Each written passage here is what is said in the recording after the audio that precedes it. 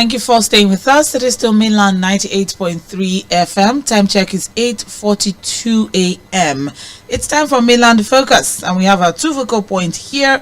Of course, we'll be looking at the new ministry conversation, and we'll also be looking at the proposed crude-backed loan of the NNPCL, $2 billion. Those are the two focal points that we're going to be looking at this morning. My name still remains Omobola Sandra, and I have Fuad Sahid with me via the phone line to share his own thoughts first before we open the phone line officially for our listener. So we're taking our stories off the front page of the Guardian and the Punch. The two major headlines there for the Punch, that would be fuel crisis lingers as NNPC seeks fresh $2 billion crude-backed loan.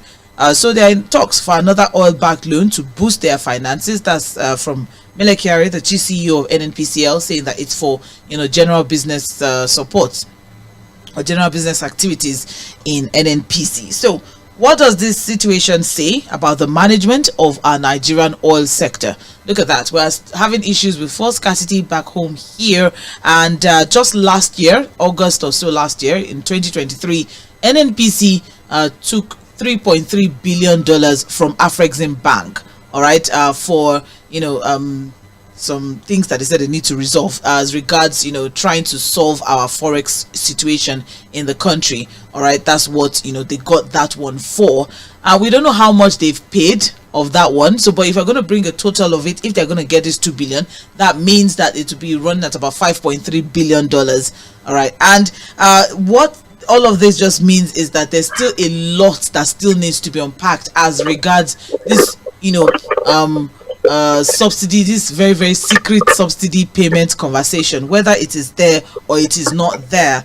So but then what do you think this says about the management of our oil sector in this country at this time now? Because we are still struggling to feed our OPEC quota, which is about 1.7 million barrels per day, and we're struggling to Dangote is struggling to access crude, and he needs just about 650,000 barrels per day. And then we're also looking at the coming up of the Port Harcourt refinery, the Warri refinery, the Kaduna refinery.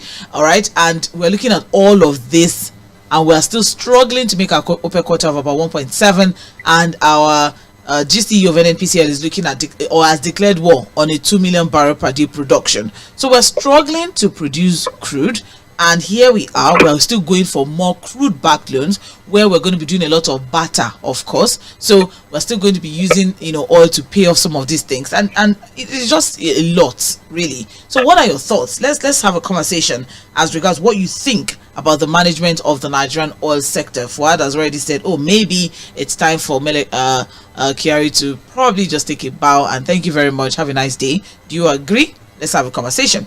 The second focal point is off the front page of the Guardian newspaper, and that's as regards this new ministry.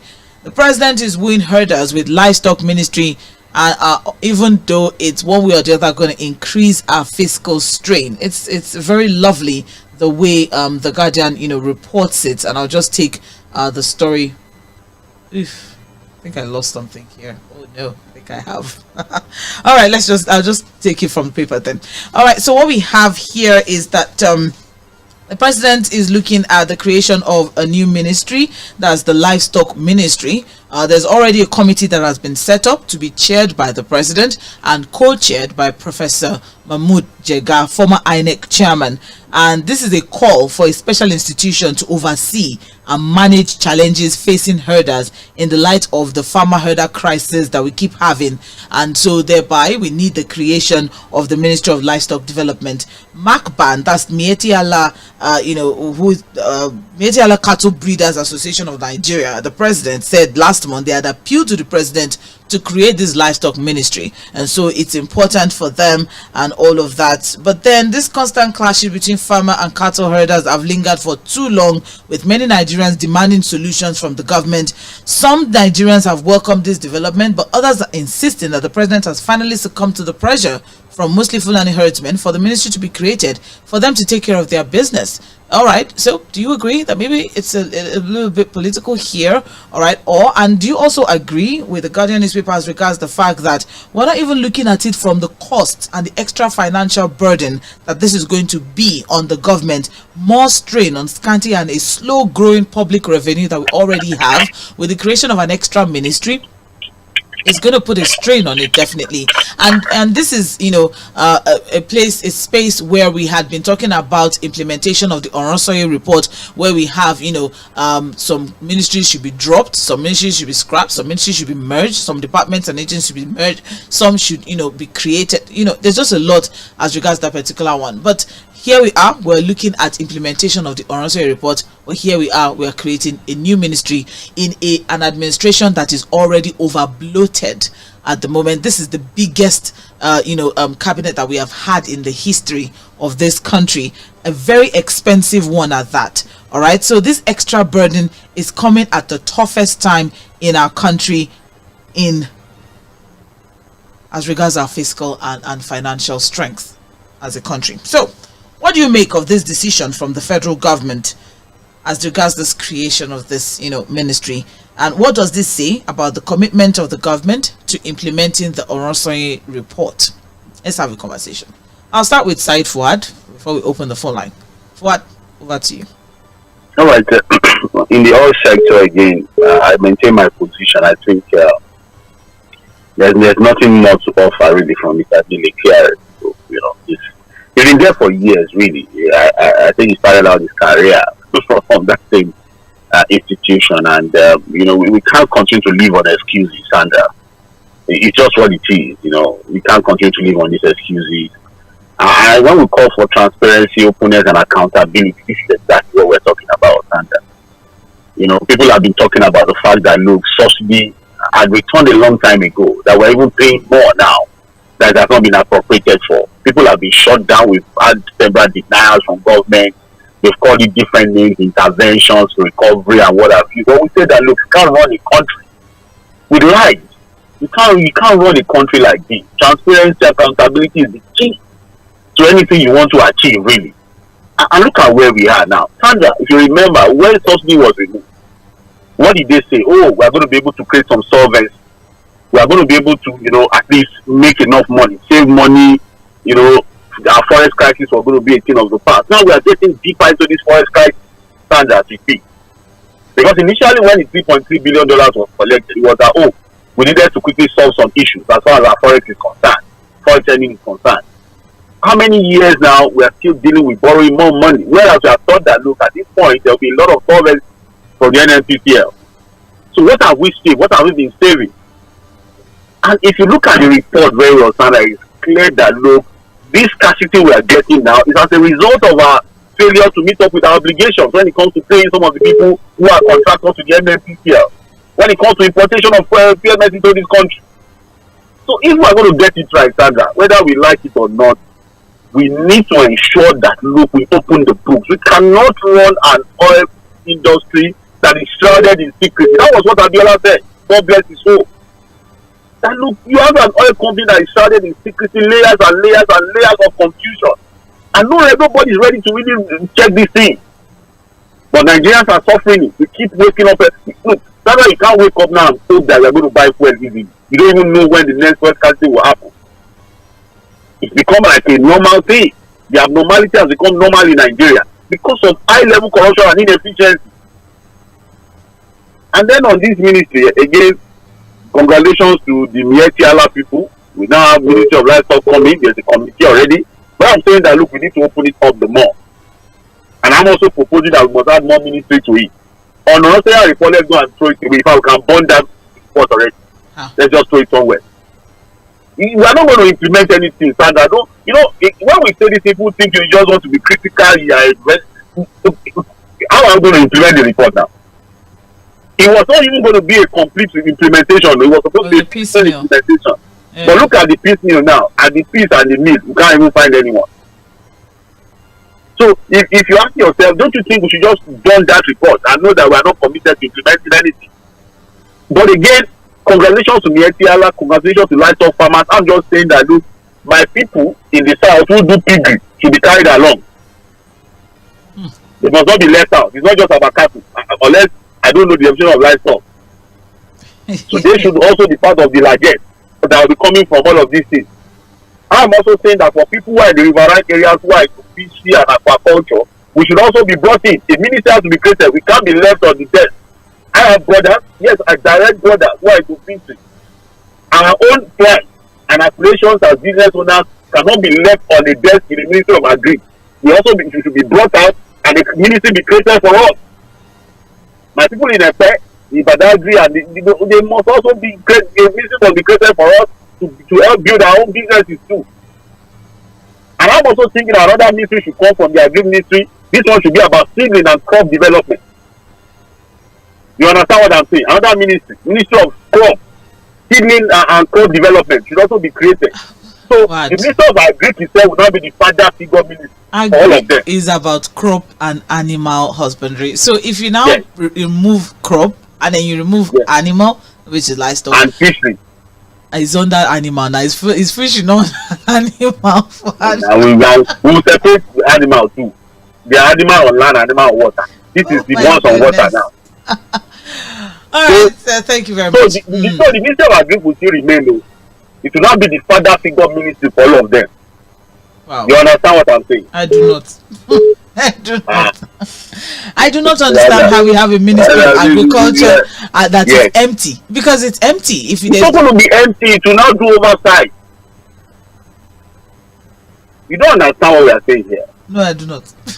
Well, thank you very much, Fuad. I see where you are going with that. I thank you very much. We need to now open the phone line. We have some messages already dropping. Thank you very much. We already have some messages already dropping for us on Facebook. We also have messages dropping on WhatsApp. So, but we'll kick things off with the phone line. And the number to call is 0913 6000 410. 0913 6000 410. That is the number to call. For WhatsApp, the number to send your messages to is 0913 6000 430. 0913 6000 430. That is the number to send your WhatsApp messages to. We're live on Facebook and YouTube at Mainland 98.3 FM, so you can drop your messages there as well, and we'll take them as the show progresses. Please do well to like, follow, share, and subscribe to our social media platforms. We really appreciate the support. Thank you. This is Mainland 98.3 FM.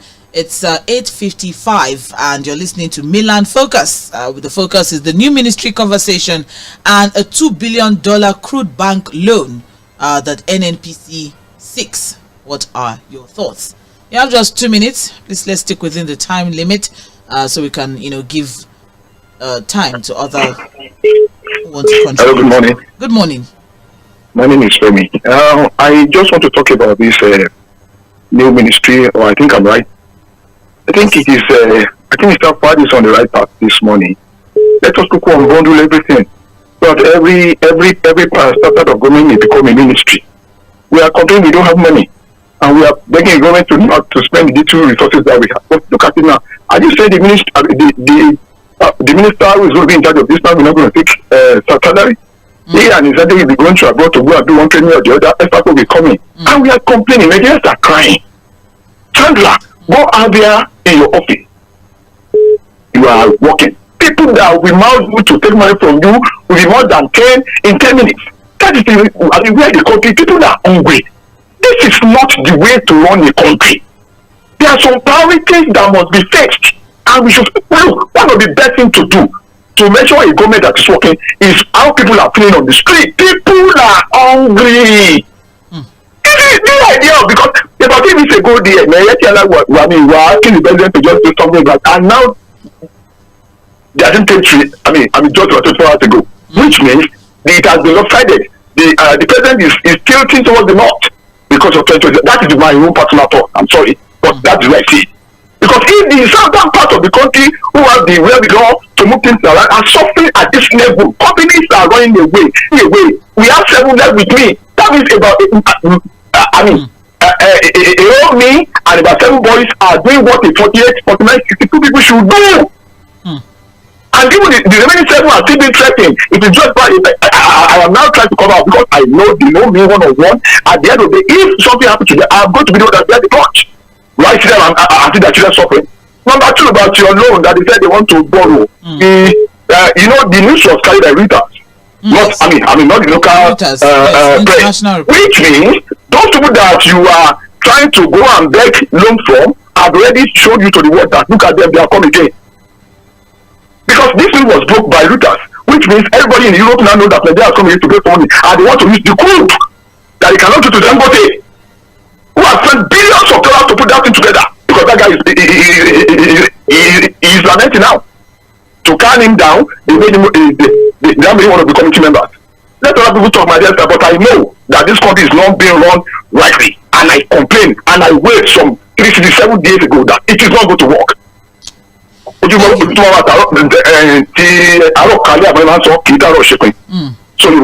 morning, guys. Thank you very much. I appreciate your contribution, Mr. Femi Jegede. Please, let's try to stick within the 2 minutes time frame that we have allotted to each caller. I would really appreciate that, so we do not have to cut you off abruptly. Thank you. Hello, good morning. Yes. Hello. Good morning. Good morning. This is 𝐼 Fᴏᴜ. All right. Please go on. Yeah, in the ministry that the Bola TINUBU created yesterday, I don't have any. It's not being created though. I don't have any negative impression toward it. Okay. The only thing is that as we creating that ministry, let we look at what are the challenges, what are the challenges that is coming from that same area to all the parts of Nigeria and all across the West Africa. This thing that is happening here now. Also, Ghana find solution to those things in their country, and the thing is working out now. That is why you see it now. Even in Ghana country, that's our neighbor country here, they didn't have those elder and farmer clashing again because they already set up those kind of a thing in their own country there, and they are already providing solution to insecurity concerning the elder and the farmer. I grew up in Benue State, and I want to tell you specifically the challenges that the local government having on today, the elder and the what and these people that are farmers within that place, and that is why you see the thousands of people are dying there every day. And the reporting of the people that are dying from Benue State today, it comes from Goma local government and Agati local government. This is the area that is the elder and the farmer always have a crash, and that is why when the president said that we must find a solution to it, it's not about the community, but the solution that are attached to it. What of the children of those elder now? Those children that in the elder refer to. No one of them attending the school. They are moving them up and down. Right. But if they are creating and give them a settlement, those children will go to school and they will give them the hospital, and all those people that are doing the business within that sector, they also get the job opportunity with it. All insecurity now is solved like 50% in this country. No any Igbo will come that when they rape their wife in the bush now, Igbo man will say the house man that rape their wife. No any complain about that one any longer. These are the issues. You find solution to the problem and creating the solution for you. And I already find solution to it. This is really solving it. All right. Thank you very much, Mr. Alaiwola. I appreciate your contribution. Hello? Oh, I think I lost that one. 0913 6000 410. It's just 1 minute past 9, and you're listening to Mainland 98.3 FM. Hello? Hello? Good morning. Yeah. Well, Sandra. And my friend Fuad, God bless you. Amen. You think that Barrister Africa cool. I'm calling for Maryland. You're welcome. Yes. You see, on the issues we are discussing, I think this president and this administration is bogged down by lack of insincerity. You know, my recommendation is that first of all, this guy is not doing, his advisors are not advising him well. Because if he is listening to public opinion, he will not be making that position. The best solution is to change his advisors and his cabinet. You know, he is living in complete isolation. He is not in touch with Mr. TINUBU is not in touch with the reality of the situation in this country. When people are starving, people are committing suicide because of bad government policy, and you are digging, making more mistakes. You know, he first of all changes most of his cabinet and advisors. People like Bayo, Nanoga, and Gwajagamina, all those people, they were June 12 soldiers who have gone past June 12. We need nation builders like our friend Fuad, like Ruben Abati, you know, people who can be trusted, you know, to build a nation. We don't compensate people because of what they did for June 12. They should change these guys. God bless you. Amen. Thank you very much, Mr. Peter Oko. Appreciate your contribution. Hello. Good morning. Oh, hello. Good morning. Can you hear me? Hello. All right, we can't hear you. The quality of that call is really, really poor. So you may have to call back. When you call back, I can't even decipher who exactly is speaking on the other end. 091360410. That is the number to call. Hello, good morning. Hello, good morning. Yes. Yeah, my name is Ralph, calling from Satellite Town. All right, Mr. Ralph, please go ahead. Okay. Honestly speaking, the way Mr. President is running this conference, if he's under pressure, like certain people from certain place giving him or telling him what to do, or else something will happen. Now, this government has already eaten the past, the present and future of this generation. They are now borrowing money in advance to defend crude oil. This is up to 1 year now of subsidy, nothing to show. Borrow. Where is the money going to? If he can make Minister of Livestock, let him make Minister of Building Materials and spare parts. Let's go. Because everybody is on their own business. All this is individual businesses. Let them do the best thing so that they can move forward. Don't issue of creating Minister of Ministry, just a war of mobbing into some people. It's for politics. Everything about to do is politics. Now, they have not taken mountain billboard for 2027. Where this year, nothing has happened. His people is only going around for 2027. I'm not supposed to fight them for now. Give them the same administrations. But all right. Thank you very much, Mr. Ralph. All right, in case you're just tuning in, it's 5 minutes past 9, and you're listening to Mainland 98.3 FM. It's Mainland Focus at the moment, and we're looking at the president, and the creation of the Ministry of Livestock Development. All right, and also the fiscal strain that is going to bring on the nation at this time now, where we are going through our toughest financial strain in the history of this country. So what do you make of this decision from the federal government? What does this say about the commitment of the government to implement the 2014 Orosanye report? Let's have a conversation. For crisis lingers as NNPC seeks a $2 billion crude-backed loan.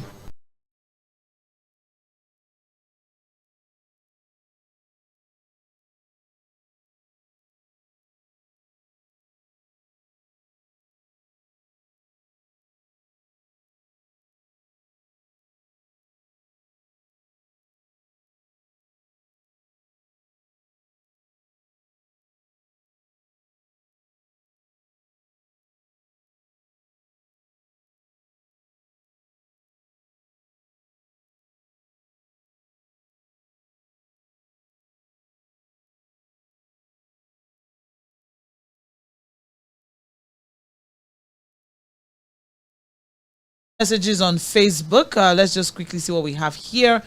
We have here John Bernard Ohi is saying, good morning, Mainland FM. Very soon there will be Minister of Palliative. Actually, there is already. There is. Humanitarian Affairs. That's what they do. That's what they do, but that's not what it's called. I guess maybe it's onto something there. This new animal ministry will be broken into Ministry of Goods, Ministry of Cow, Ministry of Poultry. As for Melakiari, there's something on the ground for the president to fire Emefiele and still leave this man in office. With due, it's all right. Mr. John Bernard Ohi on Facebook sharing his thoughts there. I also have here Benjamin from Shogunle saying, good morning, Sandra and Fuad. NNPC wants to borrow money for meeting up Nigeria's demand is laughable to me. I see a sector full of lies They told Nigerians 2 days ago that the reason for fuel scarcity weakness is due to lightning and rainstorm.